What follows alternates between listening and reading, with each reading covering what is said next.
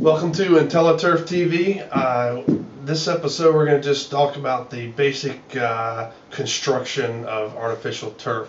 What happens is you have a primary black layer backing, and normally there are two layers of this. You can see it down in these turf fibers here. That the yarn actually gets sewn into. From there can be a secondary backing applied. We normally, for all of our lawns and golf greens, utilize a fabric backing that makes this turf 100% recyclable, and it drains extremely well. For some other products, like a nylon T-box material here I'm holding, it has the secondary backing on it is a urethane backing. This has to be hole punch for water to flow through. It drains about 10% the rate that a fabric back turf does.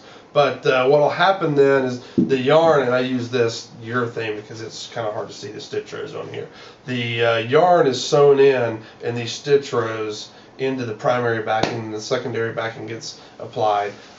You can have, the stitch rows can vary in widths. The amount of stitches and how quickly the tufting machines actually sew in to the primary backing can change.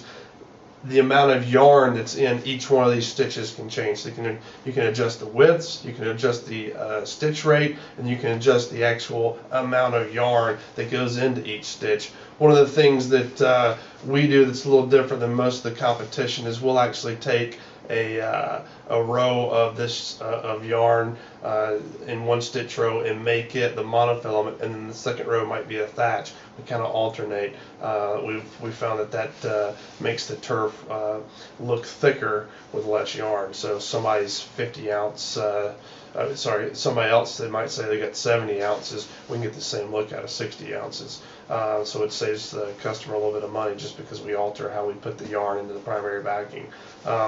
The basic construction then is you take a layer of primary backing, sew the yarn into it, and then it gets a secondary backing. For us, it's this fabric backing that makes the turf 100% recyclable. So that's the basic construction of artificial turf. If you're going to compare artificial turfs, you'll see ounces per square yard. That's the amount of yarn fiber that's in a per square yard that's sewn into the turf. Another way is how wide are the stitch rows. The closer they are together, the thicker the turf's going to be.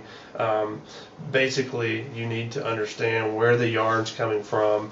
Does it have a fabric backing on it to make it 100% recyclable, and what type of yarn it is for what type of product, what type of installation.